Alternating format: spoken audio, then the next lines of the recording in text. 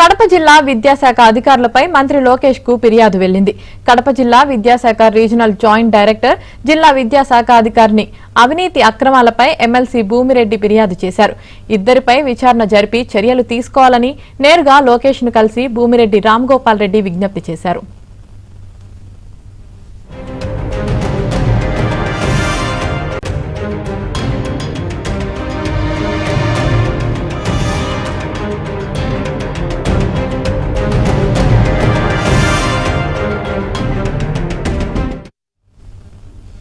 కడప జిల్లా విద్యాశాఖ అధికారులపై మంత్రి లోకేష్ కు ఫిర్యాదు వెళ్లింది.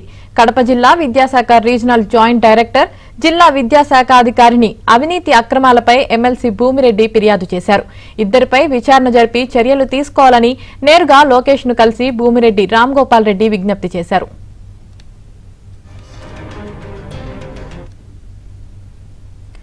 కడప జిల్లా విద్యాశాఖ అధికారులపై మంత్రి లోకేష్ కు ఫిర్యాదు వెళ్లింది. ఇదే విషయానికి సంబంధించి మరింత సమాచారం మా ప్రతినిధి పూర్ణ అందిస్తారు. పూర్ణ,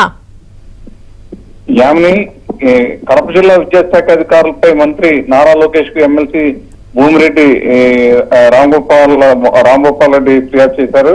ఏదైతే కడప జిల్లాలో విద్యాశాఖ రీజనల్ జాయింట్ డైరెక్టర్ జిల్లా విద్యాశాఖ అధికారిని అవినీతి అక్రమాలు మొత్తం కూడా లోకేష్ కి సాక్ష్యాధారాలతో కూడా భూమిరెడ్డి మొత్తం కూడా వివరించడం కూడా జరిగింది.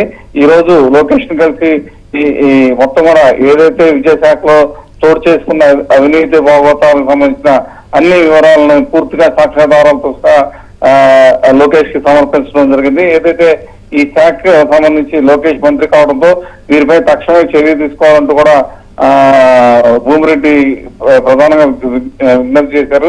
ఈ ఇద్దరు అధికారులపై పూర్తిస్థాయి విచారణ అయితే తక్షణమే జరపాలని అలాగే వీరిపైన కూడా విద్యాశాఖ మంత్రి నారా లోకేష్ ఖచ్చితంగా ఒక చర్యలు అయితే తీసుకోవాల్సిన అవసరం ఎంతైనా ఉందని చెప్పి కూడా భూమిరెడ్డి చెప్పడం కూడా జరిగింది. ఎందుకంటే ఇద్దరు అధికారులు కూడా గడిచిన దాదాపు ఒక 6-7 మాసాల క్రితం అయితే చాలా అవినీతి ఆరోపణలు అయితే ఎక్కువగా వినపడుతున్నాయి కూడా వచ్చింది. ఈ అవినీతి ఆరోపణలకు సంబంధించి అన్ని కూడా సాక్ష్యాధారాలతో సహా మొత్తం కూడా ఈ భూమిరెడ్డి మొత్తం సేకరించి మొత్తం కూడా లోకేష్ కి మొత్తం కూడా అందించడం జరిగింది.